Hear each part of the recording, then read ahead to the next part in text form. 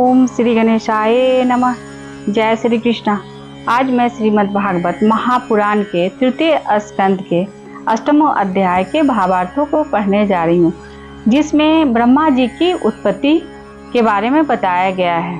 श्री मैत्रेय जी ने कहा, विदुर जी, आप भागवत भक्तों में प्रधान लोकपाल यमराज ही हैं। आपके पूर्व वंश में जन्म लेने के कारण यह वंश साधु पुरुषों के लिए भी सेव्य योग्य हो गया है। धन्य है आप निरंतर पद पद पर श्री हरि की कीर्तिमय माला को नित्य नूतन बना रहे हैं।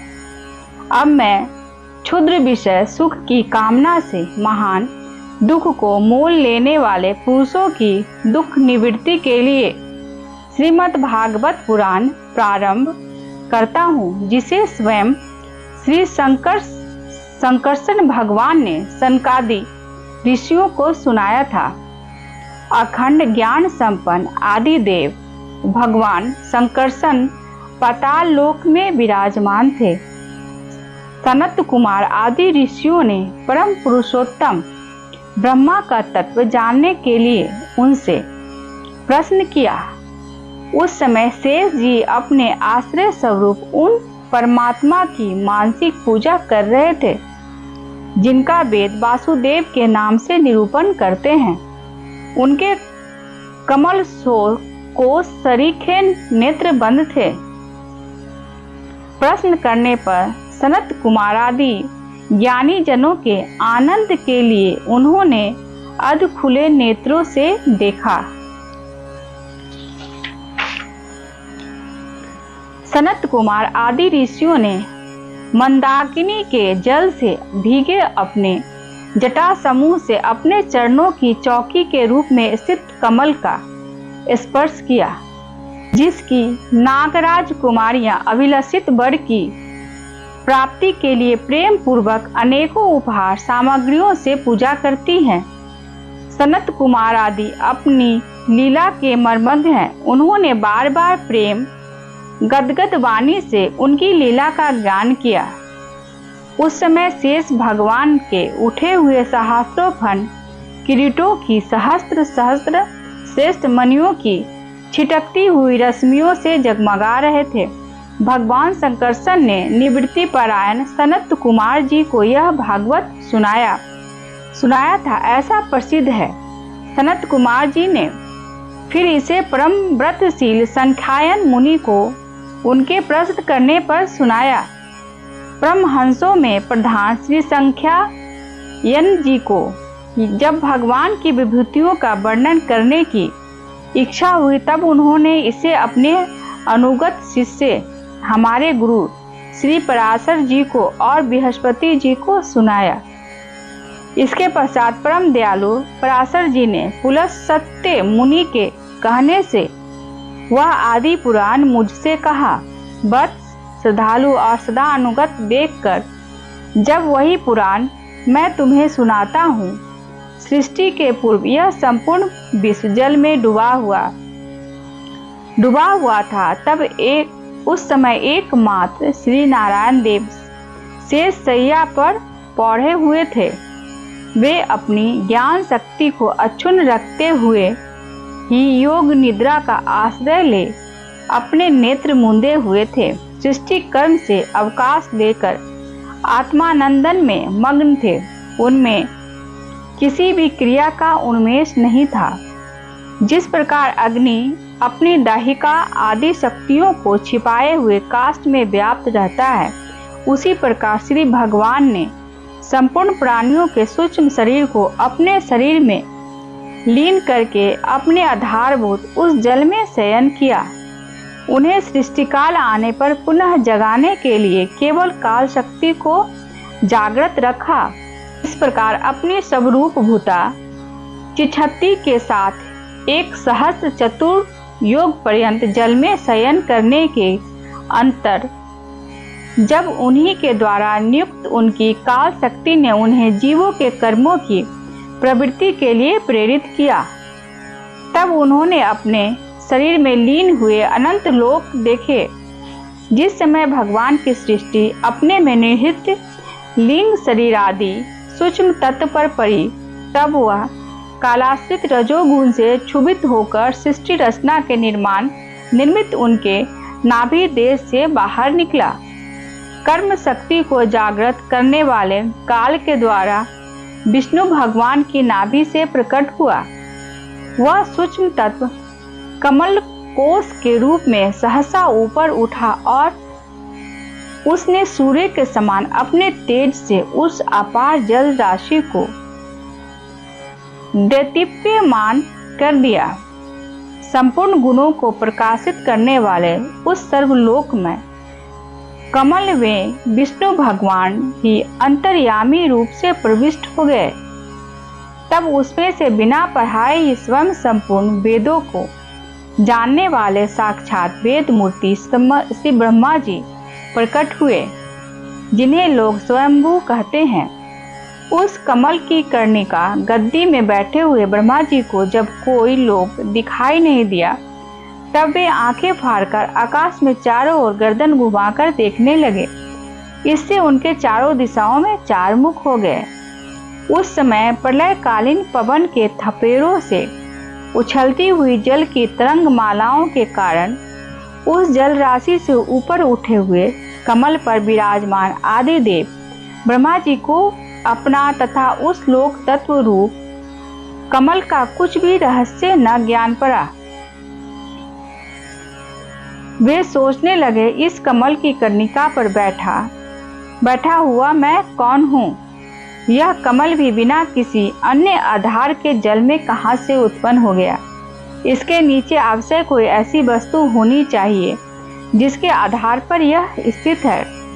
ऐसा सोचकर वे उस कमल की नाल के सूक्ष्म छिद्रों में होकर उस जल में घुसे, किंतु उस नाल के आधार को खोजते खोजते नाभि देश के समीप पहुंच जाने पर भी वे उसे पा न सके। विदुर जी उस अपार अंधकार में उन्हें उत्पत्ति स्थान को खोजते ब्रह्मा जी को बहुत काल बीत गया। यह काल ही भगवान का चक्र है, जो प्राणियों को भयभीत करता हुआ उनकी आयु को छीन करता रहता है। अंत में विफल मनोरथ हो वे वहां से लौट आए और पुनः अपने आधारभूत कमल पर बैठकर धीरे धीरे प्राण वायु को जीतकर चित्त को निसंकल्प क्रिया किया और समाधि में स्थित हो गए। इस प्रकार पुरुष की पूर्ण आयु के बराबर काल तक अर्थात दिव्य 100 वर्ष तक अच्छी तरह योगाभ्यास करने पर ब्रह्मा जी को ज्ञान प्राप्त हुआ। तब उन्होंने अपने उस अधिष्ठान को, जिसे वे पहले खोजने पर भी नहीं देख पाए थे, अपने ही अंतःकरण में प्रकाशित होते देखा। उन्होंने देखा कि उस प्रलयकालीन जल में शेष जी के कमल नाल सदृश गौर और विशाल विग्रह की सैया पर पुरुषोत्तम भगवान अकेले ही लेटे हुए हैं। शेष जी के 10,000 फन छत्र के समान फैले हुए मस्तक, उनके मस्तकों पर किरीट शोभायमान है। उनमें जो मणियां जड़ी हुई है, उनकी कांति से चारों ओर का अंधकार दूर हो गया। वे अपने श्याम शरीर की आभा से मरकत मणि के पर्वत की शोभा को लज्जित कर रहे हैं। उनकी कमर का पीतपट पर्वत के प्रांत देश में छाए हुए सायंकाल के पीले पीले चमकीले मेघों की आभा को मलिन कर रहा है। सिर पर सुशोभित स्वर्ण मुकुट स्वर्णमय शिखरों का मान मर्दन कर रहा है। उनकी बनमाला पर्वत के रत्न जलप्रपात औषधि और पुष्पों की शोभा को परास्त कर रही है तथा उनके भुजदंड वेणुदंड और चरण वृक्षों का तिरस्कार करते हैं। उनका वह श्री विग्रह अपने परिणाम से लंबाई चौड़ाई में त्रिलोकी का संग्रह किए हुए है। वह अपनी शोभा से विचित्र एवं दिव्य वस्त्राभूषणों की शोभा को सुशोभित करने वाला होने पर भी पीताम्बर आदि अपनी वेशभूषा से सुसज्जित है। अपनी अपनी अभिलाषा की पूर्ति के लिए भिन्न भिन्न मार्गों से पूजा करने वाले भक्त जनों को कृपया पूर्वक अपने भक्तवाक्षा कल्पतरु कर चरण कमलों का दर्शन दे रहे हैं। जिनके सुंदर अंगुली दल नख चंद्र की चंद्रिका से अलग अलग स्पष्ट चमकते रहते हैं। सुंदर नासिका, अनुग्रह वर्षी भौएं, कानों में झिलमिलाते हुए कुंडलों की शोभा, बिंबा फल के समान लाल लाल अधरों की कांति एवं लोकाटिहारी मुस्कान से युक्त मुखारबिंद के द्वारा वे अपने उपासकों का सम्मान अभिनंदन कर रहे हैं। बत उनके नितंब देश में कदम्ब कुसुम की केसर के समान पीत वस्त्र और स्वर्णमय मेखला सुशोभित है तथा वक्षस्थल में अमूल्य हार और सुनहरी रेखा वाले श्री बत चिन्ह की अपूर्व शोभा हो रही है। वे अव्यक्त मूल चंदन वृक्षों के समान है। महामूल्य केयूर और उत्तम उत्तम मणियों से सुशोभित उनके विशाल दंड है, मानो उनकी सहस्त्रों शाखाएं हैं और चंदन के वृक्षों में जैसे बड़े बड़े सांप लिपटे रहते हैं, उसी प्रकार उनके कंधों को शेष जी के फनों ने लपेट रखा है।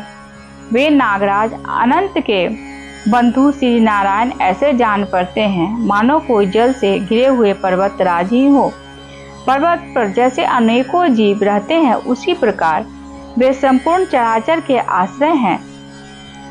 शेष जी के फनों पर जो सहस्त्रों मुकुट हैं, वे ही मानो उस पर्वत के स्वर्ण मंडित शिखर हैं तथा वक्षस्थल में विराजमान कौस्तुभ मणि उसके गर्भ से प्रकट हुआ रत्न है। प्रभु के गले में वेद रूप भौरों से गुंजायमान अपनी कीर्तिमय वर्णमाला विराज रही है। सूर्य, चंद्र, वायु और अग्नि आदि देवताओं की भी आप तक पहुंच नहीं है तथा त्रिभुवन में बेरोक टोक विचरण करने वाले सुदर्शन चक्र आदि आयुध भी प्रभु के आसपास ही घूमते रहते हैं।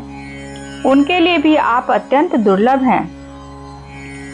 तब विश्व रचना की इच्छा वाले लोक विधाता ब्रह्मा जी ने भगवान के नाभि सरोवर से प्रकट हुआ। वह कमल, जल, आकाश, वायु और अपना शरीर, केवल ये 5 ही पदार्थ देखे। इनके सिवा और कुछ उन्हें दिखाई न दिया। रजोगुण से व्याप्त ब्रह्मा जी प्रजा की रचना करना चाहते थे। जब उन्होंने सृष्टि के कारण रूप केवल ये 5 ही पदार्थ देखे, तब लोक रचना के लिए उत्सुक होने के कारण वे अचिंत्य गति श्री हरि में चित्त लगाकर उन परम पूजनीय प्रभु की स्तुति करने लगे। आज मैं श्रीमद् भागवत महापुराण के 3 स्कंद के 8वें अध्याय के भावार्थों को पढ़ी हूँ। यदि मेरे से कोई त्रुटि हुई होगी तो मुझे क्षमा करेंगे। जय श्री कृष्ण।